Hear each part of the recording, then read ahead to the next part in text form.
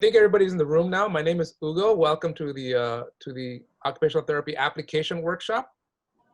And we have a great agenda for you folks. Glad you took the time out, and you could take the time out to join us.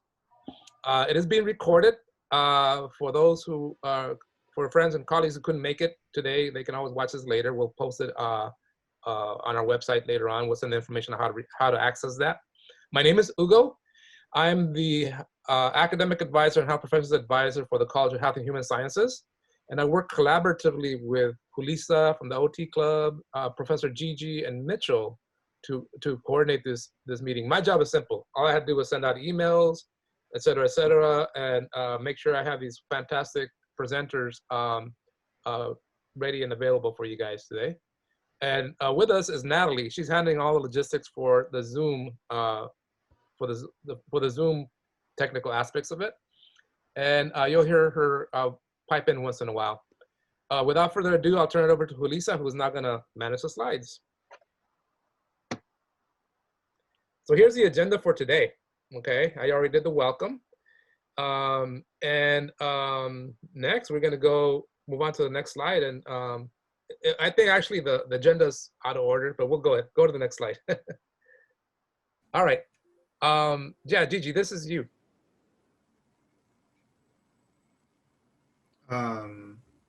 We're going with Dr. Gigi for this on Yeah, I think so. the. Okay, we'll get this. We'll get this figured out. Yeah, we'll Mitchell, did you have something you wanted to say about this, Mitchell? Because I think you developed this slide. No, I mean this section right here. This is just a screenshot of what you're going to see when you go on OTCAS. So this shows the different categories for different documents that you're going to have to submit.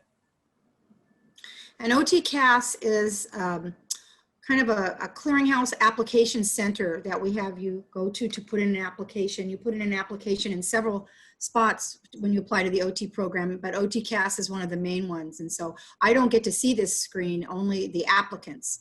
So thank you, Mitchell, for explaining what it is. Next slide. And this is just giving our website information on where the application checklist is for you to go to. And it's really good to print that out and check off as you've turned in things to make sure that you're getting everything in the right spot. It sometimes seems confusing or overwhelming, but really it isn't. And this checklist will help you be able to know that you're staying on track. Next slide.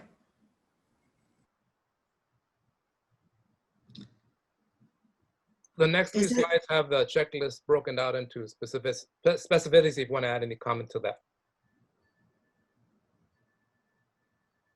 I'm sorry, I didn't hear that. Is this my part too? I'm sorry to be, I did not realize. The next three slides are yours, and we're just asking you if you want to add any specific comments about these components of the checklist. And so this is basically— No, and I can go over them really quickly. It's just that we only take applications once a year, and the application cycle just opened last week, October 1st, and its deadline for all materials is February 1st, and we admit on a rolling basis. We're going to talk a little bit more about that, I think, in other slides.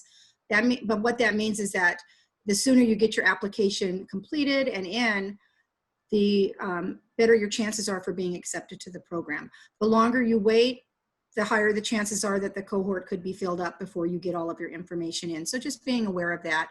And sometimes it takes a while. You can't get them in that right at the beginning, and that's okay. Just do the best you can.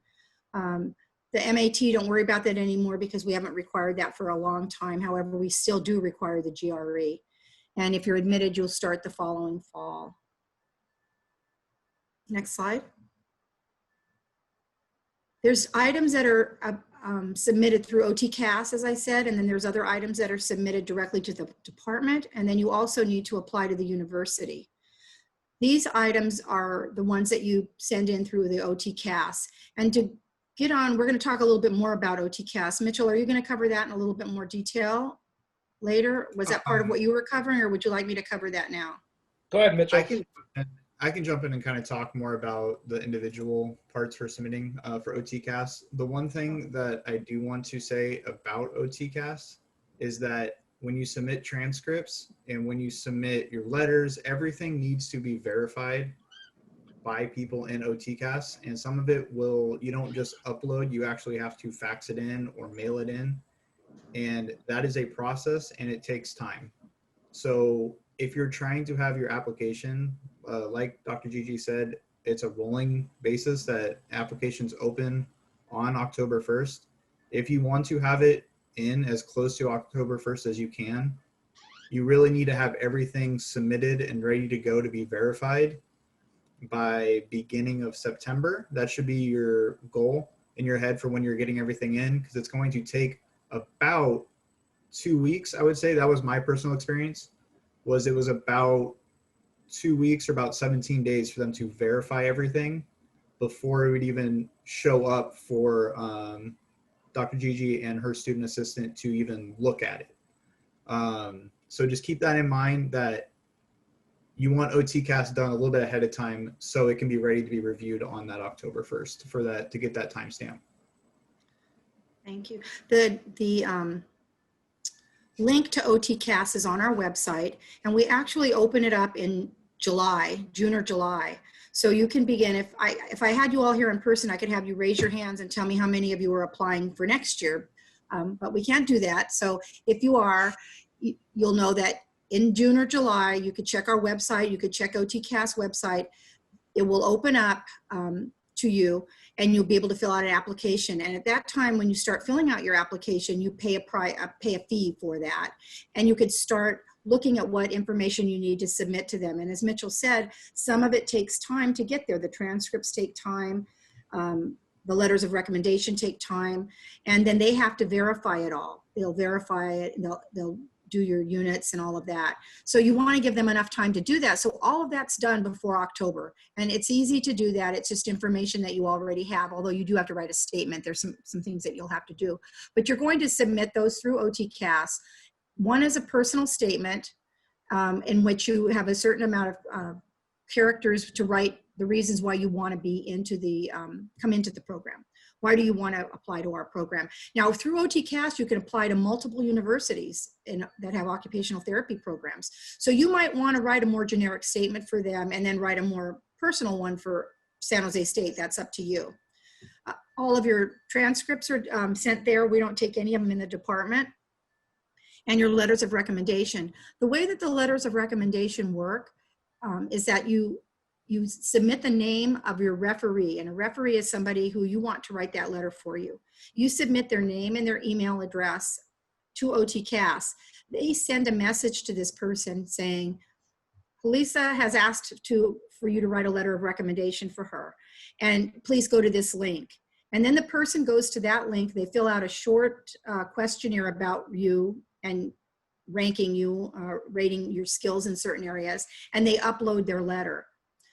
So they need time to do that. You want to make sure, I think we talk about this a little bit later, where we'll talk about some tips for this, getting that, but you want to make sure that you let the person know about that you're going to be having this sent out to them, so they watch for it. And you can see whether or not they've answered it or not. And then you could go back to them and say, I noticed you haven't had a chance yet.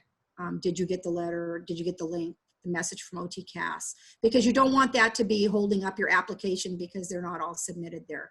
So there's a lot of instructions. OTCAS, they're very nice there. They'll answer all of your questions about the process if you get stuck. I'm seeing a lot of questions coming through the chat that we're going to answer in the course of what we're saying. So we will get to all your questions, but we may not answer them right now. You'll see they're answered within the content of what we're presenting. Real quick, folks, we will have question and answers from 6 to 6:30, and whatever's not answered, we'll ask Gigi and or Mitchell to put them in writing, and then we'll send it out by email, whatever's not answered. Okay, folks? But keep putting your questions up, though. We'll get to them at the end. The other thing about the letters of recommendation, in case that we don't get it to it, is that one of them must be from an academic source, a professor. Okay, one must be from a professor. The other two can be from people of your choice. They can be from therapists who you have observed. They can be from an employer who can speak to something that is important for getting into graduate school. They can all three can be from professors. But they cannot be from the same person who writes your volunteer experience form. And we'll talk more about that. And all of this information, again, is really clearly outlined on our website. Next slide. There's other items that you're going to submit directly to the OT department, and you'll submit those as a packet. The first page of the OTCAS application, which is your personal statement, which is your personal information.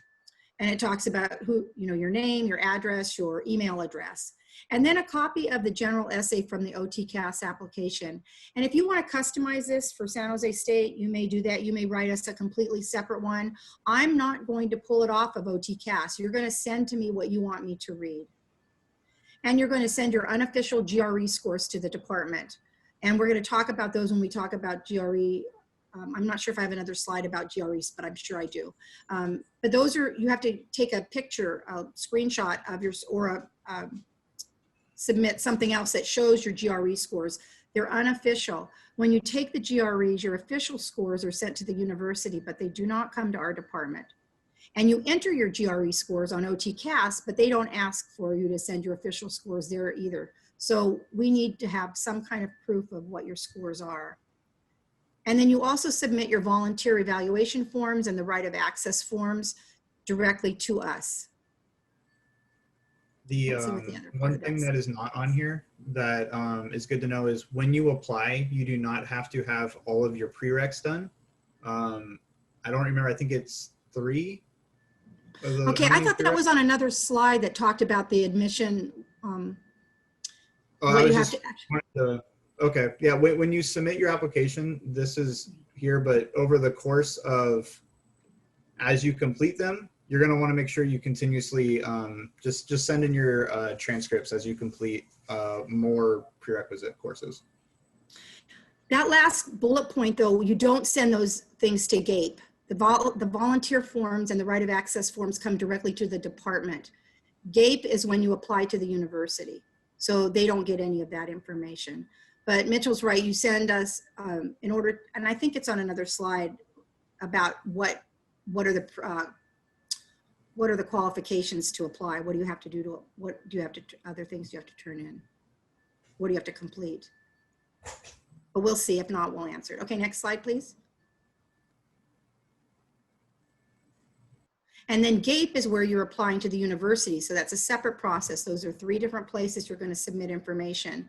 And there'll be an online application available. It opens up on October 1st as well. We don't look at the timeline of that the same way we do as when you have your completed application into the department. So you can do this a little bit later. This is not the highest priority for that early, getting everything in October. But you're going to be also, they're going to ask you for transcripts, and they're going to have you fill out an application.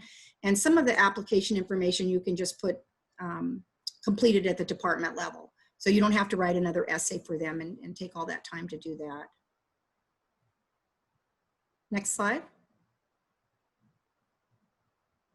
This is talking about GAPE again and what they're asking for. And the directions are really clear on that when you're ready to apply. And then if you have questions, you can contact the people at GAPE to ask them about that. It's a separate process. We really have nothing to do with it in our department. That's your admission showing that you're able to be admitted to the university. I do check all of those, and I'm either, once I've reviewed your application, and if we've conditionally accepted you, I go in and change your status from applying to conditionally accepted. And you'll be able to see that on my SJSU. Next. Sorry. You got a little dog. Okay, I guess we have a sign in. Thank you so Natalie? much. Yes, thank you so much. So I'm going to be putting in the chat box the attendance form for today. It'll also give us a chance to get your email. So if you want more information, maybe if we're going to provide this PowerPoint, you can have that. And now would be a good time to answer any questions in the chat box while I do that. So yeah, if you guys want to look at the chat box and see if there's any questions that you can answer while I put the chat, the link for the attendance. Thank you. Why don't we say the questions for later? Let Julissa extend an invitation for people to join the OT club. Yes. But the other thing that I wanted to say is by signing in today, you'll get a special invitation for a presentation Dr. Gigi is going to have later on, and it's entitled, "What is OT?" Some of you folks are further along the process, know exactly what OT is. Others are like myself, still learning the full nuances, all the scope of work, all the wonderful things that OT people do, OT therapists do. And so that workshop is going to be scheduled later on. And as soon as we figure out date and time, we'll send you the first invitation for that one. And now I'll turn it over to Julissa, who will invite you to join something else. Thank you, Hugo. So hello, everybody. My name is Julissa. I am the president of the Pre-Occupational Therapy Club. So pretty much I was going to see if Natalie can maybe put the link into our Google interest form for the club. Mhm. So if you're interested in joining our club, you know, we work a lot with CHHS. We work with professors like Dr. Gigi and students like Mitchell, and you know, we really help you guys out through the application process, finding out volunteer opportunities, and just getting to know more about what OT is, and to see, you know, you can just get to learn more about that. And so if you are interested, if you guys can please go ahead and fill out the form that Natalie is going to put in the chat. And then if you guys have any further questions, you can also go ahead and send me a message through the chat box as well. Yeah. Thank you. Let's proceed with a slideshow. Next slide. Okay, introduce yourself. Well, this is me. I'm Dr. Gigi Smith. I've been an occupational therapist for about 40 years now almost, and I'm currently the department chair for the OT department, and I'm the graduate and undergraduate admission coordinator, including working with the Pre-OT Club. So we are located, OT is located in CCB, Central Classroom Building, across from the Cesar Chavez fountain there. So that's just a little bit about me. I'm tell you a few more application tips and suggestions and some of the absolutes for applying to the program. Next slide. Okay, here's our criteria for acceptance. And those of you who are in the process of applying probably know these very well. We try and keep the website updated, but sometimes if you're confused about what the information is, I'll tell you who to contact later on. We still are requiring the GRE. However, in the past, we've always had minimum scores that you had to have in order to apply. And if you did not achieve those minimum scores, your application wasn't reviewed.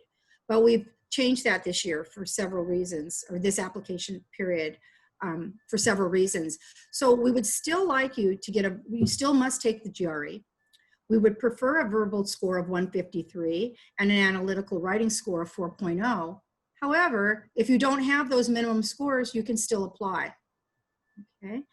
What your application will be looked at, and it'll be ranked or rated for each of these different areas, and you'll receive a score for each of those areas. So the better you do in each area, the better your score is. Okay. But please don't be hesitant to apply if you didn't achieve these scores on the GRE, but we did not throw it out. So that's information that somehow got out there that was not accurate. The next is a minimum GPA for applying, and that has not changed. It's a minimum of 3.0 in the last 60 semester. Yes, I see that in the chat. That was an error on the slide. It does not go to GATE. The volunteer letters come to the department. But the minimum GPA is 3.0 in the last 60 semester units or 9 quarter units to apply. A 3.2 or higher is recommended, but a 3.0 is fine to apply with. Okay. We also look at your GPA in your prerequisite courses. And I'm not sure if they're on the next slide or not, but on the prerequisite courses, you also have to get a 3.0, a B in every class at least, for the 7 prerequisites or the 8 prerequisites. At the time you apply, you only have to you only have to have completed 4 of the 8 prerequisites to apply. The rest of them you can finish after you've applied. But at the time of application, you have to have completed 4 of those 8 prerequisite courses. And if they're not listed here, I'll go over them later. I can't recall if they're there. Volunteering has been another area that's been really challenged because of COVID and facilities and therapists not working one-on-one with clients necessarily, except in certain settings. People are doing telehealth, and it's just very difficult to get your hours in. So we've kept the hours that we're looking at, because remember, if you apply this year, you're not going to be coming in to the program for another year.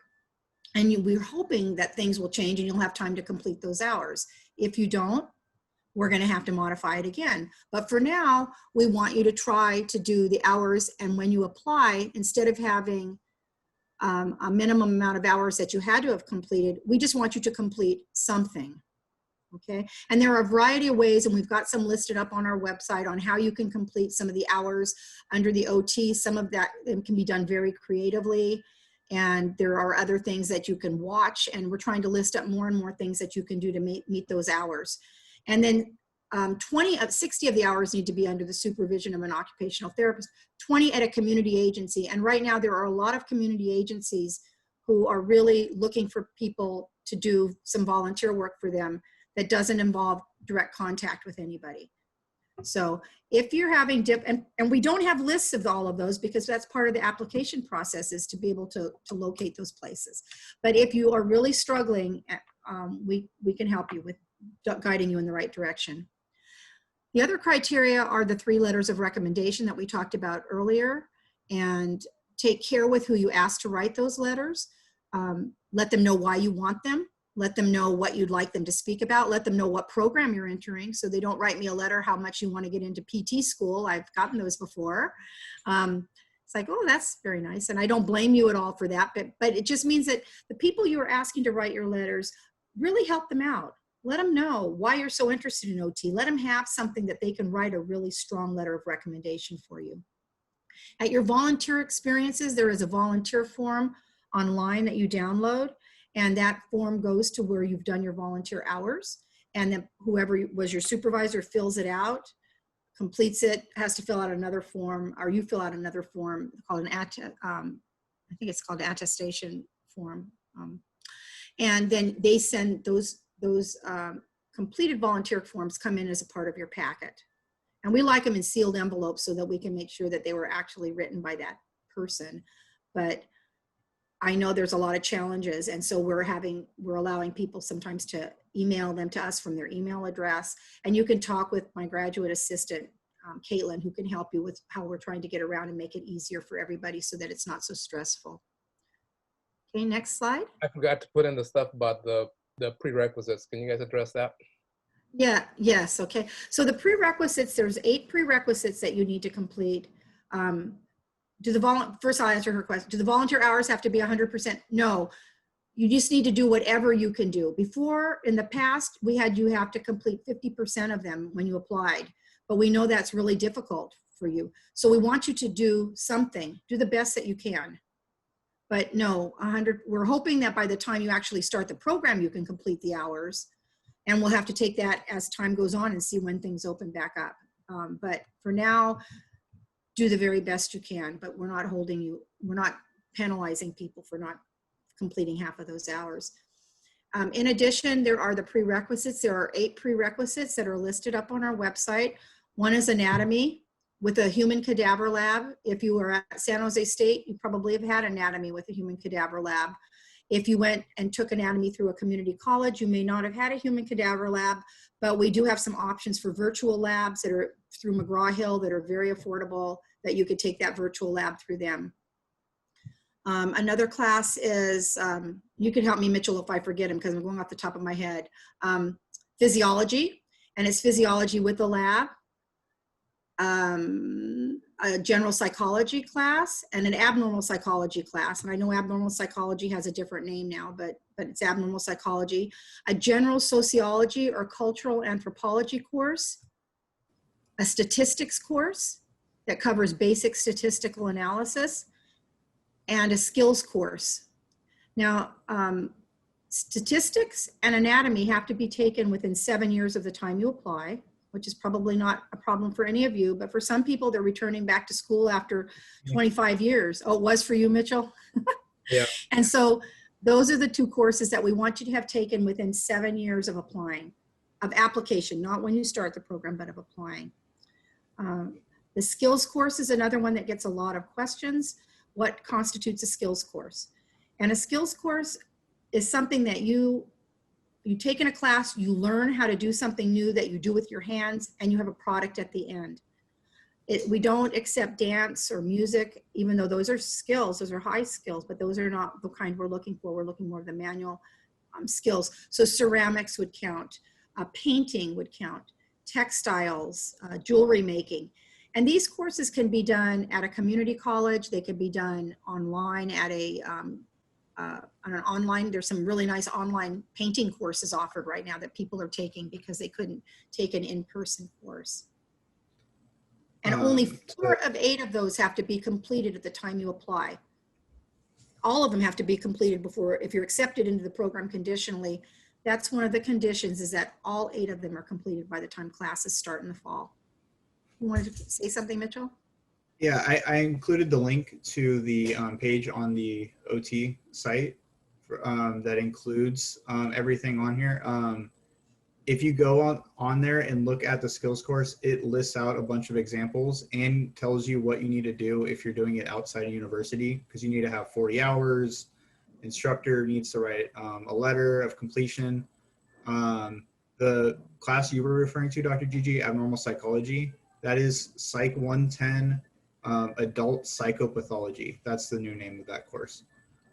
So if you're looking for it at San Jose State, it's still Psych 110. They just changed it to Adult Psychopathology. And then Neuroanatomy, I think you mentioned that one. I forgot to mention that. Okay. I forgot that one. So that one's offered over the summer. It's an online course over the summer. It's online even pre-COVID. That one, you just go through Open University to enroll for that one if you've already graduated. And there is a list on, there's a pre-approved list on the page. It links to like an Excel spreadsheet that shows every single approved course pretty much across the country, because a lot of them are online, so you can take them remotely. So you can go on there and look at what program you're trying to do and see if it's one of the pre-approved. And if you're at San Jose State, Bio 109 counts as neuro. I mean, Bio 109, yeah, counts as the neuro course. Physiology is a separate course. And if you got, somebody asked if you received a B or lower in a class, yes, you need to retake it. We don't average the grades. We take the highest grade. It still stays in your GPA if it was in the 60 units, but you could take it at a community college if you need to retake a course. Because if you got a C in a course here at San Jose State, I don't think they let you retake it. So you may need to retake it at a community college. Thank you for reminding me about that. This is from our website. No, B-, got to be B or better. Sorry. On the GRE applicants for 2021, this is where it's talking about the verbal and the writing scores.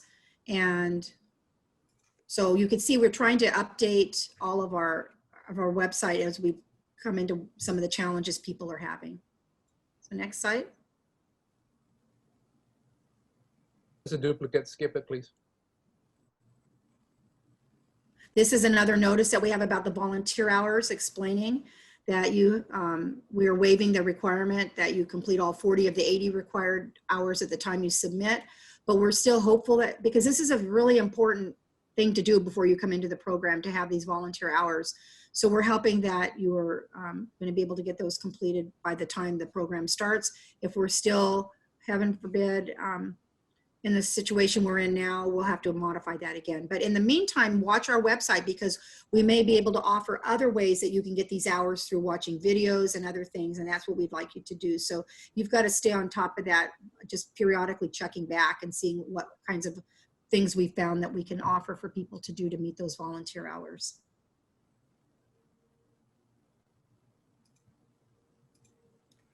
Is this you, Mitchell? Yeah, I can take over starting from here. The personal statement on OTCAS, I know Dr. Gigi touched on it before, but it's really important to reiterate. If you're applying to multiple programs, OTCAS only allows you to submit one personal statement. So you do not want, if you're, if San Jose State is your number one, you don't want to write this initial one addressed to San Jose State if you're also applying to other programs, because it will say, San Jose State admissions, right on the top of that. So you want to make sure that this is a more general personal statement, and then you can always personalize it to the university when you go to submit it to the actual department. There is a little prompt on here. I know it's kind of hard to see, but there is a little prompt that kind of helps you with like what your personal statement, kind of how to start writing it, and kind of the framework for it. And we can go next slide.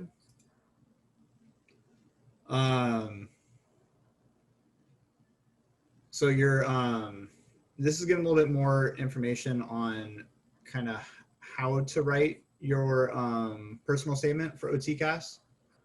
It's also reiterating that don't personalize it. You don't make any edits once you've submitted it. So make sure that it's good to go before you upload. And then you're just gonna go in, it talks about describing personal, educational, professional background. These are here to kind of keep you on track and make sure that you're not missing any important details when you're writing your personal statement. I always say to people when they say, what should I include in my personal statement? Well, everybody's personal statement's different. It depends why you want to come to the program. Why do you want to be an OT? Everybody's story is different. And so I tell people the first write through is write it as if you're sitting down across the table from me and I'm saying to you, tell me why we should accept you into our OT program. Why do you want to be an OT? Tell me about that. Tell me what led you to this field and why you think that it's what you want to do. And just write it that way. And then go back later and look at it. Make sure you've got all these other parts in it. Because your personal reasons for wanting to be in the program are very powerful. And I want to know about those. And it may be that you had a relative who received therapy services, or you received therapy services, or you learned about it from somewhere else you were working and thought that would be something that I want to do, or, whatever. Or maybe you're not quite sure, but it's a field that you've researched and you really think that it covers what you want to do with your life. So think about that. This is really an important part of, probably one of the most important parts of your application packet, because you have full control over what goes into this and how powerful you make this. So take the time with this, read it, put it down, pick it up, have someone else read it to someone else. And if they go, that sounds kind of wonky, then you go, okay, I better look at how I want to write it. We look at grammar too. We look at, just the clarity of what you're writing. So take the time with this. You could do a good job with this part. And we can go to the next slide, and then I'll talk a little bit more about my experience with writing it and kind of how I approached it. I do have one of the questions kind of directly associated with this is, what should we title? What should be the title for the personal statement? The way I did mine wasn't really like a title, like you're writing like a paper. This was more like a formal letter to the OT department. Like I was trying to address a specific reader at the department. So I addressed it more like you would a letter, not like you would an essay. So I didn't have an actual title. The person reading it knows it's your personal statement. You don't need a title saying that it's your personal statement. And there's lots of, if you Google, there's lots of different formats and examples you can look at of other people's personal statements. So you can kind of get an idea on how it should look format wise. The way I approached it, and Dr. Gigi mentioned it, but you want to talk about what makes you unique and what would make you a good fit for the program. I personally, the first thing I did was I went right to San Jose State's, I went to the OT page, looked at their mission statement, and went, what are the qualities that San Jose State looks for, and what are the qualities that they try to teach in the program? If you look in there, the one that's popping out to me is San Jose State talks about diversity. And obviously as a white male, I myself am not, I don't represent any kind of diversity. Actually, the male part is diverse for the OT program. So that part was able to kind of draw on, but I was able to talk about, I was able to look at that and look at other stuff and be like, all right, what in my life reflects what values this OT program is looking for. And then I was kind of able to kind of draw it out like that. And I know if you talk to Hugo, Hugo's going to recommend, and I do too, that while it's 1 page or 500 words, your first draft should be well over it. You should be writing, you know, probably like, I think my first draft was like 4 pages, and then I narrowed it back down to a page. I kept cutting out stuff and making it more focused on what the message was that I was trying to get across. So for me, I highlighted key points that I thought kind of shaped who I am, and really tried to drive home points on why I thought I was a good candidate for the program, and why I thought maybe I have already met some of the learning objectives for the program, why I felt like I've already developed some of those in my personal life. We're going to be having a personal statement writing workshop for those who want to get started next February or March. And then those that attend the personal statement writing workshop are welcome to send me emails, and I can give you constructive feedback on the versions that you have. For example, as Mitchell mentioned, you might want to start with 4 to 6 pages of raw material. Then I'll give you feedback. I say, I think these, these 80% of this content is really valuable, and here's how I recommend you shape it. And then you write it again, and then send it back to me, and then hopefully by the 3rd version, you're pretty much done. But that'll be February or March, because you signed up for this workshop. We will keep you on our list, and I'll collaborate with Dr. Gigi and Mitchell and Julissa, and 1 or 2 of us will conduct that workshop. But you'll be on the mailing list for that. Dr. Gigi, did you have anything to add about personal statements? We have down 500 words or 1 page, and I will get messages saying, it's 505 words. Is that okay? Well, yes, that's okay. Going over a little bit is okay. But the reason we don't want it to go on and on and on is because it is a real skill to be able to say what you want to say more concisely. And because I read hundreds of these, I could tell we don't need 2 or 3 pages from you. Now, some people just can't help themselves, and they need to have a little bit more than a page. And if you just can't cut any of that out and you really are stressed, don't stress over it. A little bit over a page is okay. 3 pages is too long. But I agree with everything. And what a gift to be able to go to a workshop on how to write these. People who aren't here at San Jose State don't even get that, that opportunity. So that's really, that's really good. But really, say everything, throw everything into it at the beginning, and then go back. You shouldn't think you're going to write your final draft the day that you're putting in your application, because it won't be your best work. And then you'll go back and it doesn't need to be a story either. I've had people write me long stories about stuff, and it's like, no, I don't want to hear about this kind of and by story, I mean just a story about the brooks and, making all kinds of very abstract connections to things. So try and stick to what's important for me to know about why you want to come into the program, what makes you a good candidate for our program. You can, if you really want to talk more about your leadership skills, because that's where you've excelled, and you could talk about how that will help you in the program be a better OT, or if you want to focus more on what you want to do, that you've always had this vision that you want to work internationally. So you can take the emphasis in the direction you want to. There's not one set way to do it. As long as it's coming from your heart and it's what you want to do, and it's addressing what we talked about. So, yeah, I enjoy reading these, and I remember students by what they wrote in them. So we really do have a committee, and I read everything. I read 100% of everything first, and then I pass on to my committee as needed, and so we enjoy reading these personal statements probably the most. We can go to the next slide now. All right, so letters of rec. So you need 3 letters of recommendation. As Dr. Gigi said, that one of them has to be an academic source.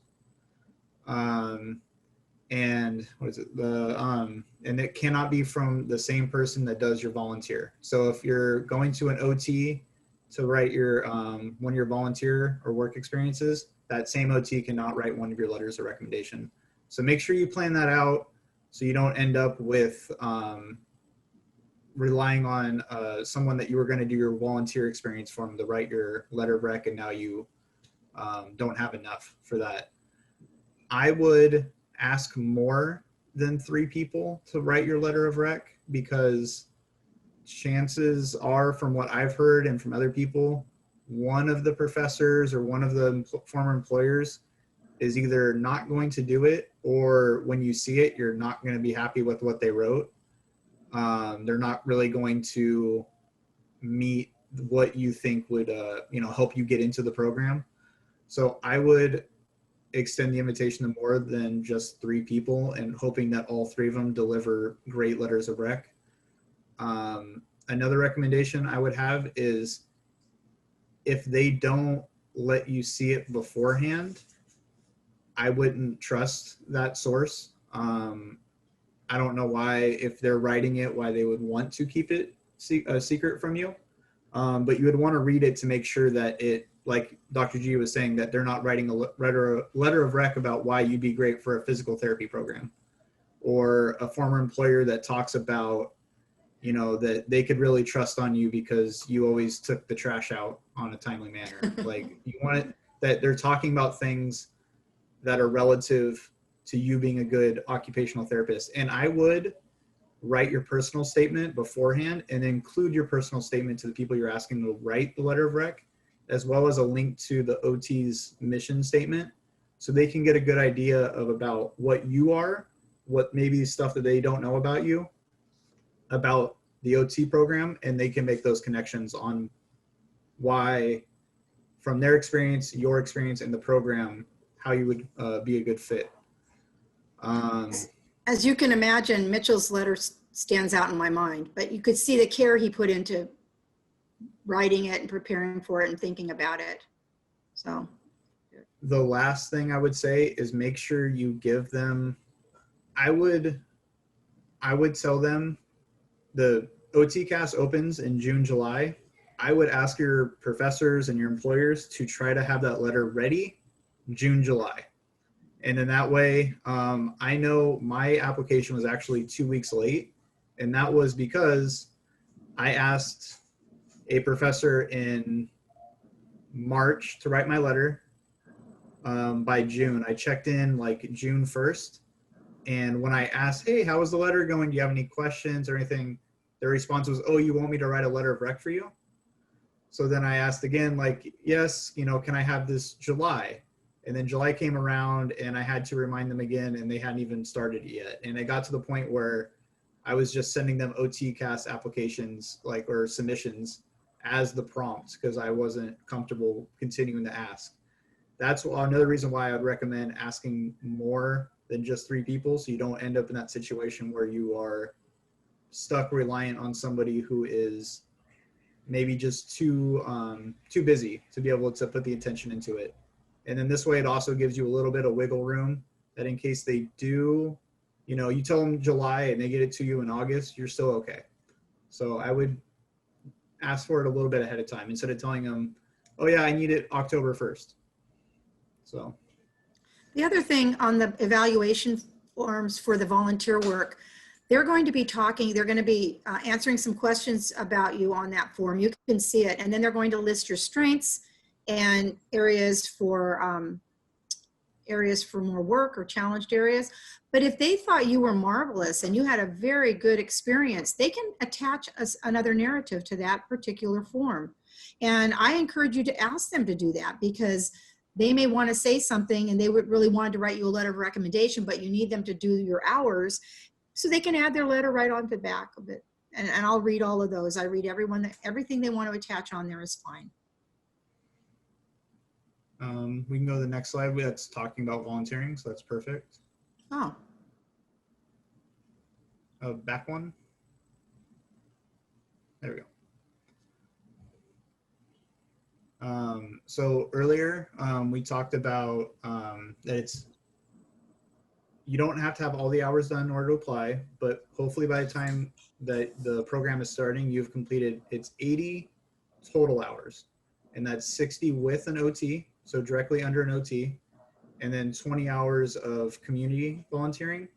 For instance, and I also, I don't know if it explicitly says it, and I'll go back and look right now. Yeah, so the 60 hours needs to be, is it just the 80 hours needs to be under 2 different settings, or is it just the 60 hours? We Okay. prefer that you go to 2 settings, but we know how challenging it is now, and we're going to be a little bit less firm on that, but we would like you to get to be working 2 different settings so that you get a broader view of what OT is. And I saw a couple questions talking about volunteering and placement.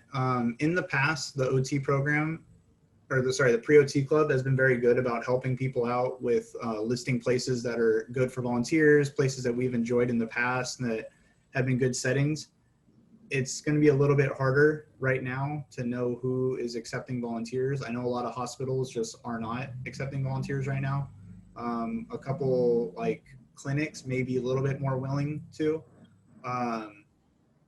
Honestly, it's kind of like looking for a job. Like you just call up places and you just kind of just call around and just see who's accepting volunteers, and through the pre-OT club, ask around. And if someone's finishing their hours or at a place, you can ask how they're doing. And if you're interested in pediatrics and they're working at a place they love, they might be that in for you to be a volunteer there. I know I volunteered at the VA clinic in South San Jose, and I recommended somebody, and then they recommended somebody, and I've kept in touch with the OT that works there. And I was her first San Jose State volunteer, and now she's on her 6th. So it's just kind of like a chain of people referring other people. So yeah, that's what I would, my input for volunteering is just do something that you're passionate about. I know right now it might just be what's available. I don't know how much your choices really are right now.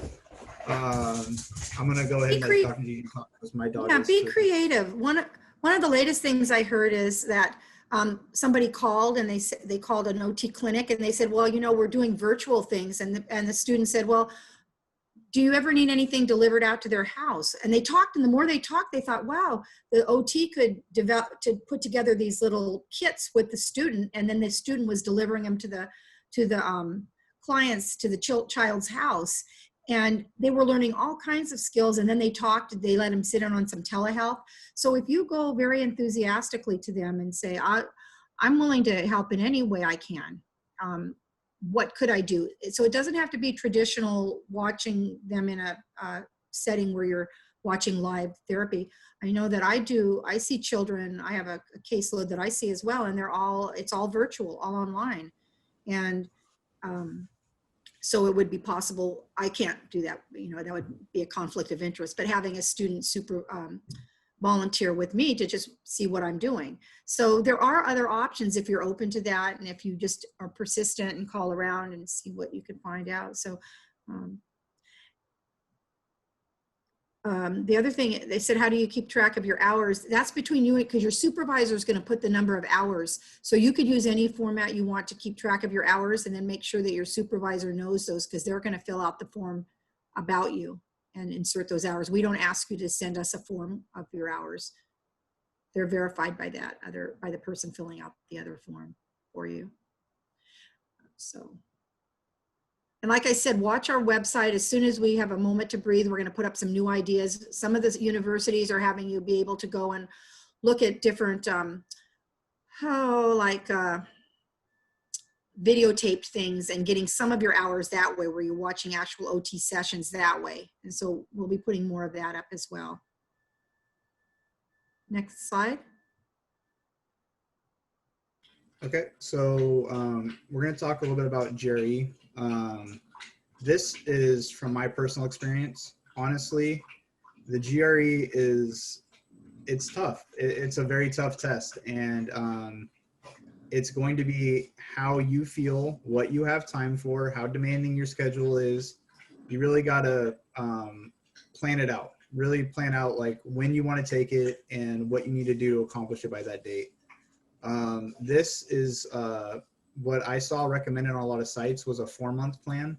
And then I kind of adapted it based off of my experience. But 4 months out, I would take there's lots of practice tests that you can take, and that can give you an idea where you're at. And if you're feeling really confident after it, maybe you can, adjust how many hours a week you need to study. If you didn't do so well, kind of how to adjust. So I would take a practice test first, and then you start making that plan to close the gap on hitting those scores. There's prep books, prep courses, YouTube videos. This really gets into what kind of learner are you? And there's lots of different online like questionnaires that you can fill out to figure that out. I am an auditory learner, so I bought a prep book and never opened it. It just wasn't a good way for me to learn. I personally found a YouTube channel of this guy that went over everything, and hearing it in a audio format and watching him go through different problems and solve stuff, that's what worked for me. And I ended up never touching my flashcards or my prep book. I know other people that they get distracted and they just need flashcards, and that's all they do. So find out what works best for you and then try to attack it. Be honest about your weaknesses. If your weaknesses is writing, focus on writing. If it's math, focus on math. And the one thing that I would recommend to everyone is start your vocab early. However you want to study vocab, start it a few months out, because that's one of the things you really can't cram, is just the hundreds of vocab words that are GRE words. So I would start that early, and then whatever format you want to do for flashcards, if that's the approach you want to take, the words you don't understand, make a flashcard and keep studying your sets over and over and over again with the words that you don't know. About a month out is when I would actually book your GRE appointment. And the reason for this is, one, it allows you to finalize your last month of studying. But two, if you wait to sign up for when you feel ready for it, you're never going to sign up for it.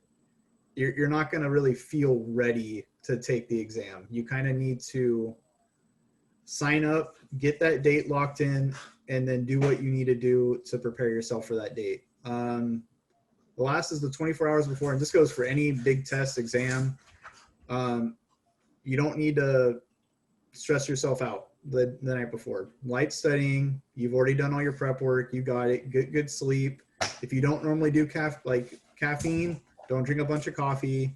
I wouldn't study on test day, and just go in, do your power stance beforehand, tell yourself you got it, and go in there and get it done.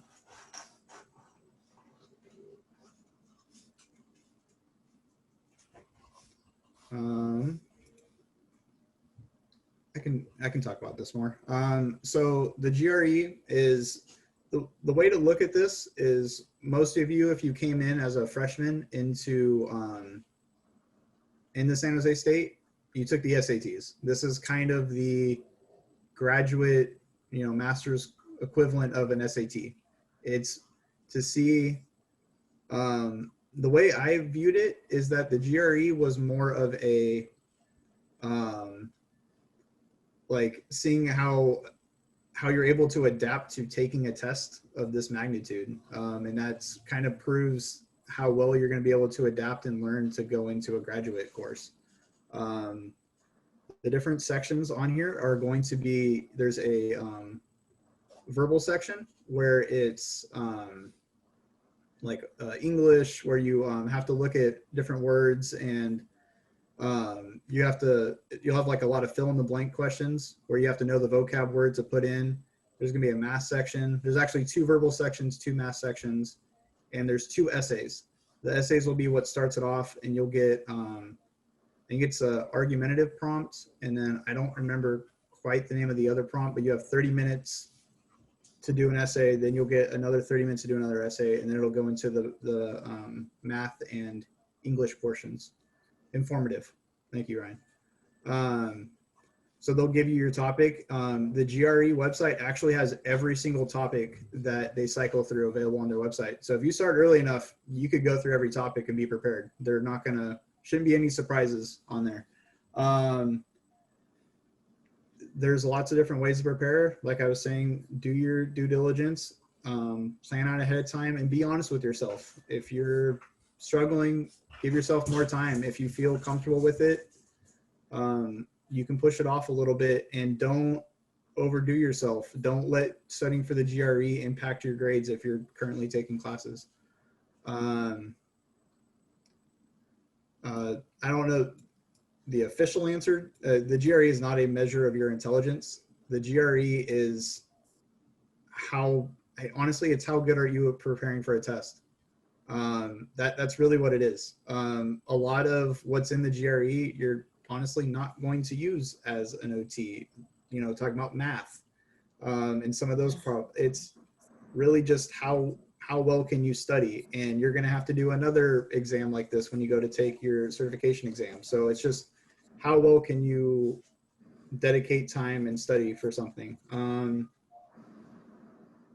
Yeah, if you have any questions about this, I'm going to include my email about anything we've talked about today. Feel free to email me. I know the GRE is very daunting, but feel free to email me and we can talk more about this. Let me go to the next slide. Unless Gigi has anything she wants to talk about with GRE.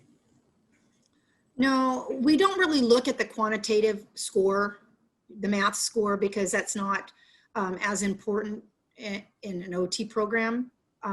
But the verbal reasoning and the writing these are skills that we need to make sure that you have the ability to do at a master's level, because otherwise you will really struggle in the program, because there's a lot of writing in the program. There's a lot of critical thinking, and I haven't taken the GRE, so I can't tell you. Mitchell's taken it, more recently, of course. But in addition to how you prepare for the test is how you take the test and how you reason things out within the test. So it's going to be about topics that are not anything that you know about. Probably that essay, maybe not. When I read some of the sample ones, it had nothing to do with anything I'd ever heard about. But the questions that were followed required that you had to use thinking skills to answer those questions from what you'd read. So it's really also measuring your critical thinking, and those are important skills to have in a graduate program like OT, and that's the reason we require the GRE. But remember too, some of the stress will be off of you because you don't have those minimum score requirements. But don't just, not take it seriously, because then you won't have a score high enough to be competitive against other people who have applied. So you want to take it seriously, but keep it within context and don't make the test win over you. Everybody who's had trouble with the test is because they let the test scare them and win. And they had to learn how to control that when they took it the next time. So it's good to prepare. There's lots of different ways to prepare, but to not let it scare you to the point of not being able to take it. One important thing that I don't think we have mentioned to this point is you don't have to, if you're really trying to hit the 153 mark and your 4.5 on your writing, you don't have to do that in one exam. You can take it if you get your 4.5 on your writing, but you kind of struggled in the verbal reasoning section, you can retake it and combine your scores. So it doesn't need to be I got to get all good across the board on one exam. So just keep that in mind. That does help take a little bit of the pressure off. I know the exam is expensive. I think it's in the mid 200s to take the exam, and you have to wait 2 weeks before you can even take it again. So I would obviously take it seriously, but you can take it multiple times if you feel like you need to be competitive.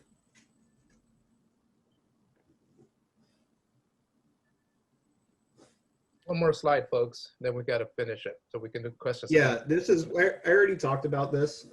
This is just the GRE definition of each section. It just goes into more detail, but it's just a math section and an analytical writing, which gets into your 2 different essays you have to write. So this is just more, if you want to go back and try to get a better understanding, this is what I would refer to. So we can go to the next slide. All right, folks, we're done. Thank you very much for paying attention. We still got the question and answers, folks, but we also got to do something that's very tasky that our dean the occupational therapy program and our cultural health is under the cultural health and human sciences. And the dean wants to know that, that we're doing a good job. So please fill out the surveys. It takes a couple of minutes, and Natalie's gonna tell you how to do that.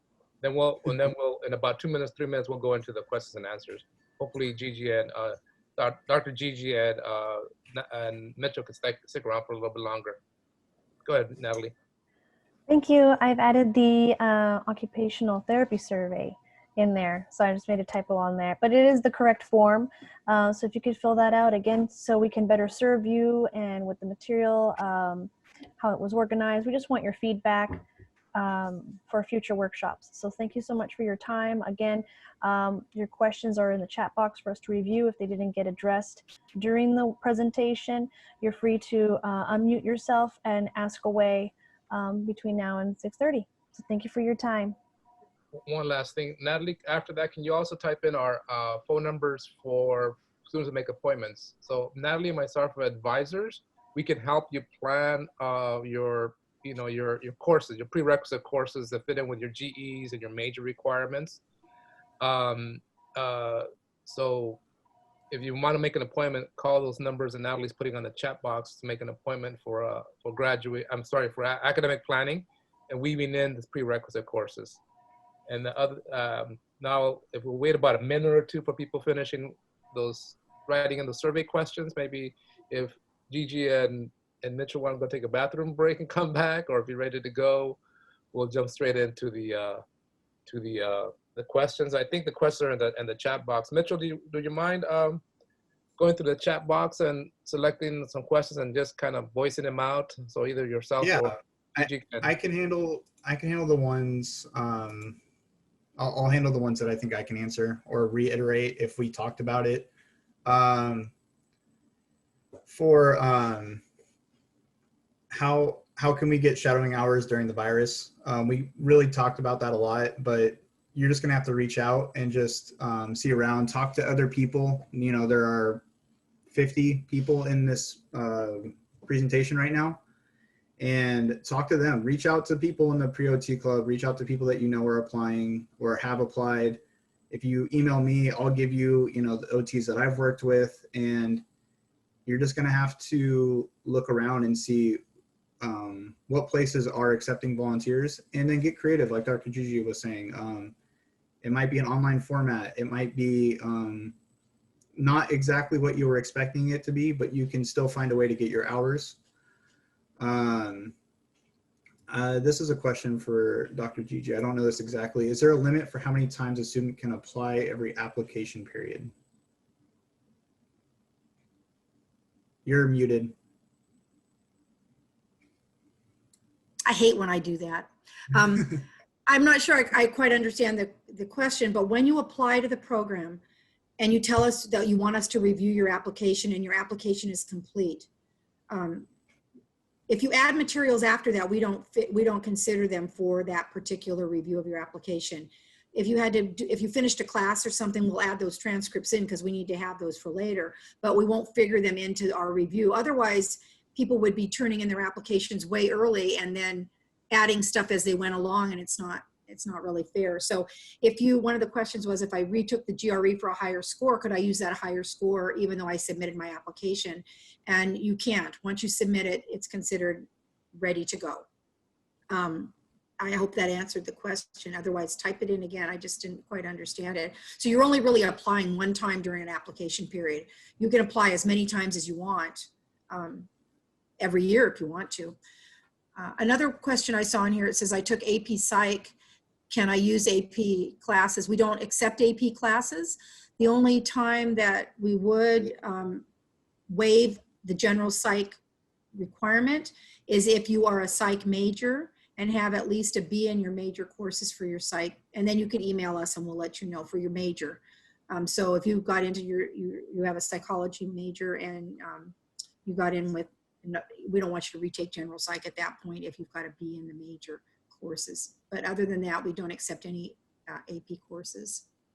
One of the other questions was, how long does it take to know if you've been accepted? There really isn't a, you'll know in this amount of days. It's a rolling application. and it gets timestamped. So it's kind of first come, first serve. The people that get timestamped for the first will get looked at ahead of time, and it kind of goes in that order. I submitted mine in October, and I heard back in January. So I did hear back before the application closed.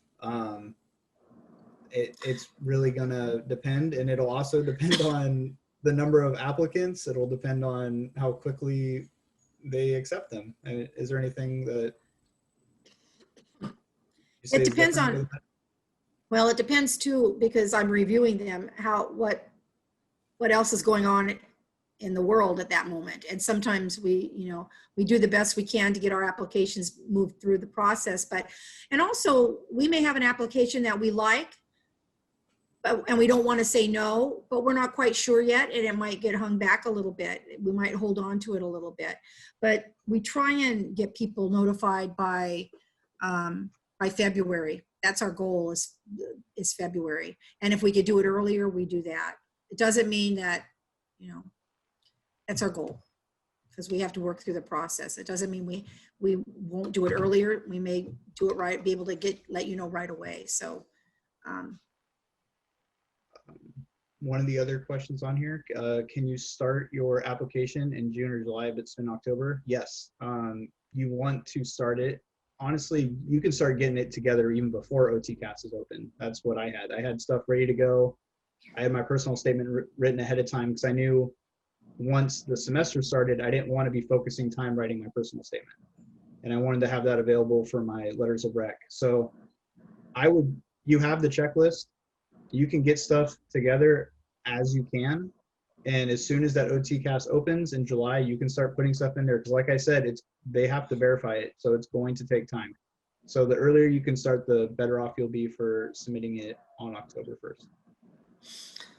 it says on the Cal State application, there's a section for statement of purpose. As I mentioned, if you're applying to the OT program, you can just say that the statement was submitted directly to the department. This application is used for applying to all master's programs at San Jose State and other CSU universities. And so other programs use that statement as your personal statement. But for us, you don't have to even write. You just have to put a statement saying submitted to the department. That's all you have to do. You don't. There's a few people asking questions about specific courses and if they qualify for neuroanatomy or for the skills course. Neuroanatomy, you can look at the list, and if you're not sure, or if it's a new course that's not on there, I would email it. We didn't provide it, but Dr. Gigi's assistant is probably, I don't know the new, Caitlin, that's the new one? Caitlin Bach, and there's a link right on the website. I had put it on my other slide, but I don't have it available. I don't have the website. We just changed the website, or changed where you email them to, so I don't have it memorized, but there's a link there to go into. It's graduate assistant or graduate advisor at San Jose State or something. So anytime you're in doubt, if you're putting in a class that we're not sure of, you often have to supply the syllabus from the course, especially if it's from another university or another college. But it's from San Jose State, we can check usually ourselves. And then there's a few people in here. It has to be a B if it's a prerequisite course, so it cannot be a B minus. Paid work does count towards your volunteer hours. That's fine if you're getting paid for that, and it's in an area that would make, that's fine, that's good. If there's a W on a transcript, no, we don't look at that. We're only going to look at the grades in the prerequisite courses to make sure what the OTCAS is going to have you fill that out, and they're going to check for us. They're going to verify that, what your grades are in those courses, but we don't look at the W. The workshop for the writing the personal statement, that's going to be put on by the College of Health and Human Sciences. So look out from the Student Success Center. So look from an email from them. I would assume maybe the pre-OT club is going to help promote it to its members, but the actual email itself and the workshop will be put on by the Student Success Center. With collaboration from the OT club, and we'll send you guys an email. We have your email addresses now because you signed up for this workshop. and plan for it being conducted in February or March. So we'll let you know. Plenty of notice.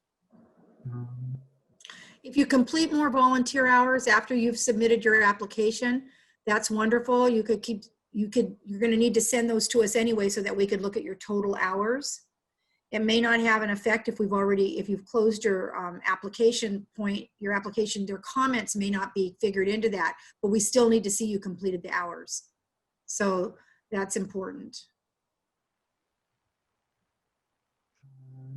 There's also on the OT website, there is a video of a advising session I did for everybody who wanted to come. And it's got a horrible picture of my face frozen in a very scary picture. I don't know what to do about that. It's distressing, and I haven't watched it, but it goes through all of what we've talked about today, but in more detail for each area. And so you could click on that and watch that. You can also watch, there should be a PowerPoint up there that's a straight PowerPoint if that's easier for you to look at it that way and not listen. And then in addition, all of the information is spelled out really clearly on the website. So there's a lot of different ways for you to access that information.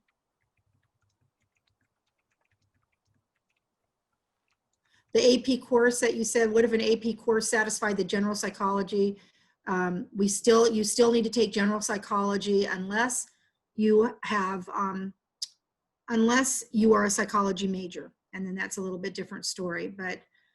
But we just don't accept AP courses because we have no control over that. They're not graded. They can't figure into the GPA the same way as if it was a college course. We just don't accept them for anything. I'm sorry. But if you've got more concerns about that, go ahead and email me and we could talk about it. Any recommended majors and minors for OT? Nope, we love people from everywhere because everybody brings their own background from their major. And so nobody is ranked any higher from one major than the other. Some of the majors, especially in kinesiology, are very helpful because a lot of the courses that you need for our prerequisites are in their courses. And so that helps you finish that. And if you know you're on a path to wanting to become an OT, that's wonderful. But we don't look at one major over another major when we're considering applicants.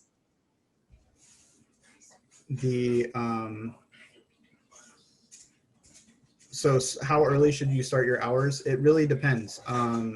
80 hours, it depends on how much you can commit to your time. 80 hours can get accomplished in a couple months if you can go pretty regularly, or if you can do it over summer, you can knock that out in a summer.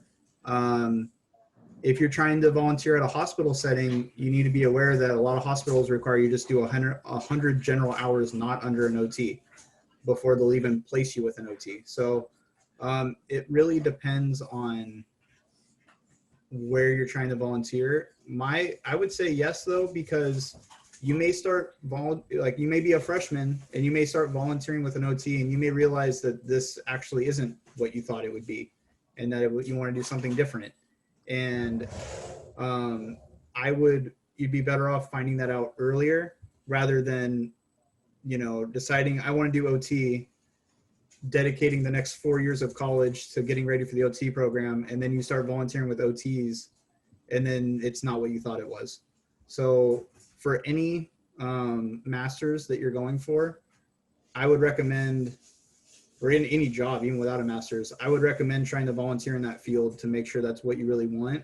But just know with OT, what makes it so unique and why I love occupational therapy is that there is so much that you can go into, and it's so honestly the only limitation for what you can do with occupational therapy is how creative are you, because if you can fit in an area that OT belongs in, I mean, if it doesn't exist, you can make it. So I just think that it's not all just peds. It's not, so there's a lot to it.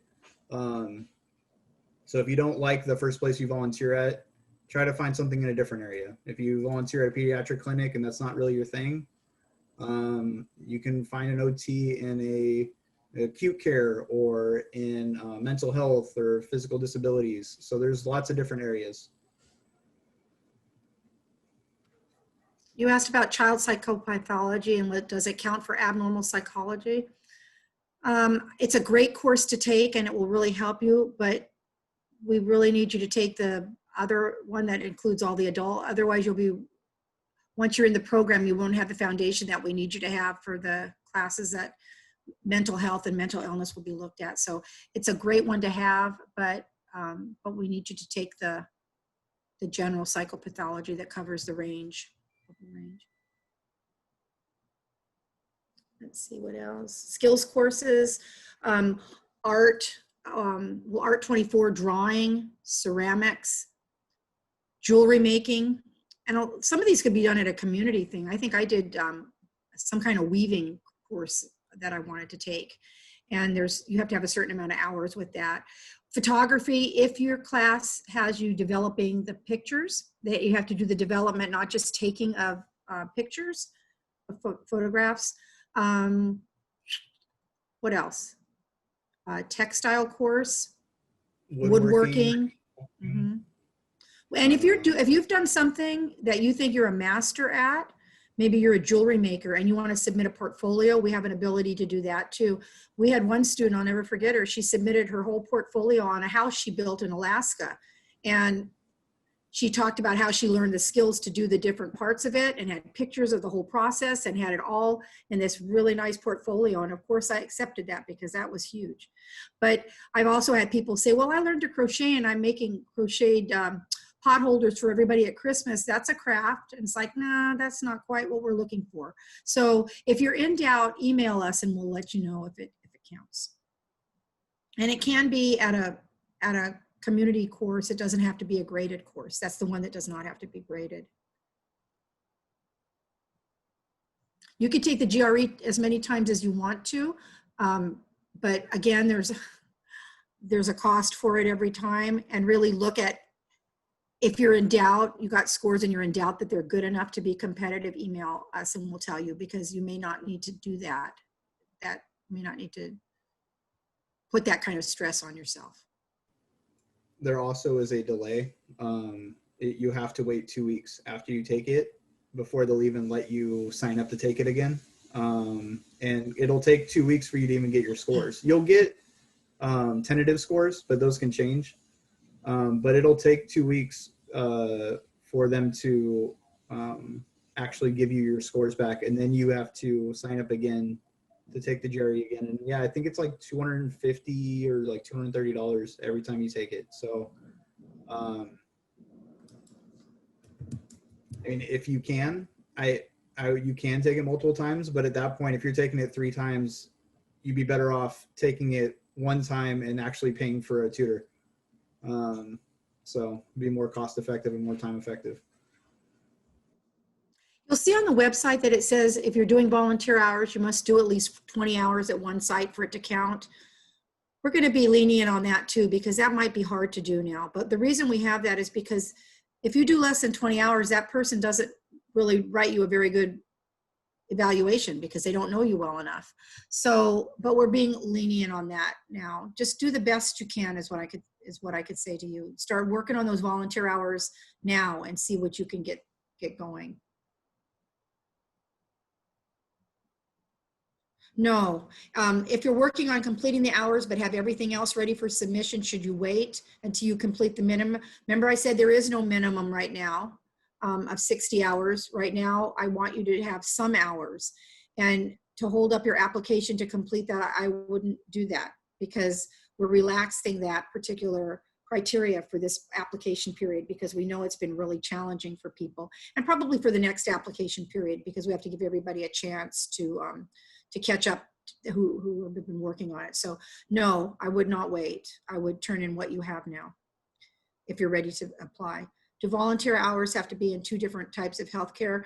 Ideally, yes, but again, as we said, we're relaxing some of the specifics so that it makes it more doable during this time when it's hard to get those hours. So ideally, yes, we would like you to do that, but for now, and for the next cycle too. Yes, I think these rules will have to apply for next cycle as well.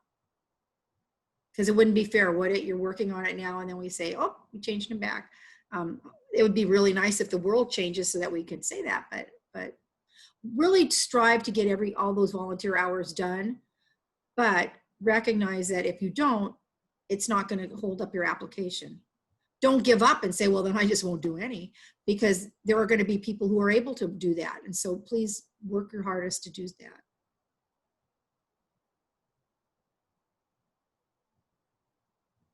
The GRE, especially the GRE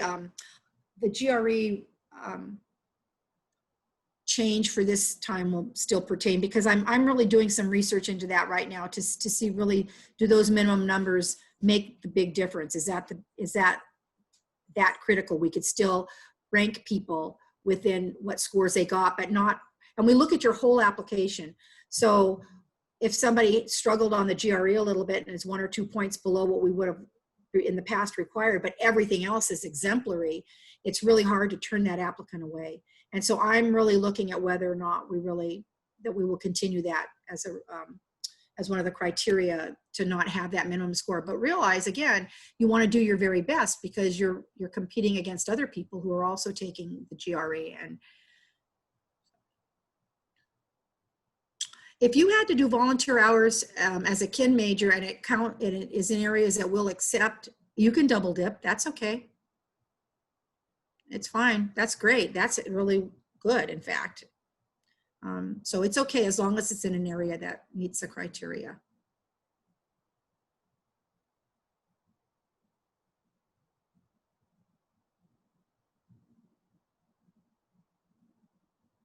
Good questions, everybody. It's nice to see so many people here too. I'm really happy for the interests at San Jose State in the program. And I just want to say that the pre-OT club has been fabulous. We started that about, I don't know, has it been 6 or 7 years now? And there was no pre-OT club. And I felt like we were really, really doing a disservice to all of our students on campus, because you had nowhere as an undergraduate to really learn more about what was happening in OT. And it's just been really, so you guys have such a jump start with getting all this information this way for your application. Should be just really solid when you turn them in. So thank you for those of you who are in that pre-OT club and keep working so hard to make it so successful, and also for the Student Success Center for doing this, because this is really, what is this, the second time we've done this, Hugo? Is this the second or third time? Second time we're doing it, but we're going to get better, and I'm going to borrow your slides and incorporate them, and yeah, it'll be really, this is okay. It's going to be fantastic next time. But let me just plug something, folks. I know all of us are worried about COVID and we're going to get back to normal. All I can say is we're going to vote in a few weeks. Vote as if your life depended on it. Vote as if getting ready for OT depended on it. We should be much better ahead in controlling COVID, but we're not. For sure, next semester, we're going to, San Jose State and the rest of the world is still going to be COVID afraid. So things are still going to be, we won't have classes in person. Chances are your OT experiences will still be somewhat limited. Your opportunities for OT experience are going to be somewhat limited. But we're hoping to have a vaccine ready for by January or February. And public health people say it's going to take 6 to 7 months to get 70% of the population immunized.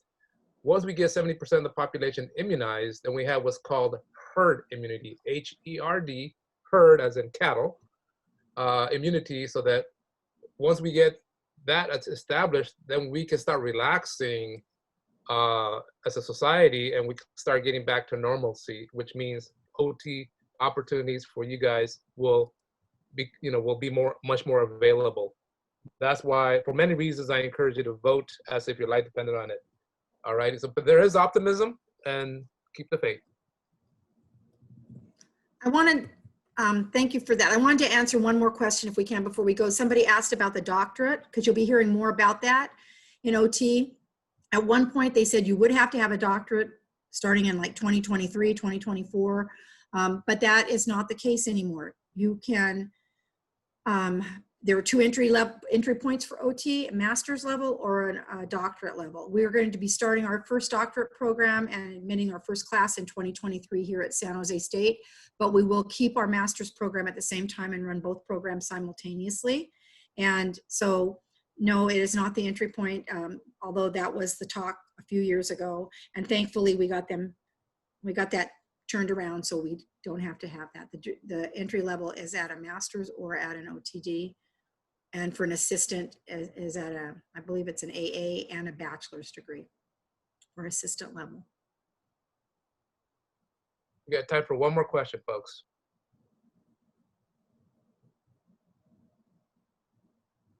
What's been your go-to meal during quarantine?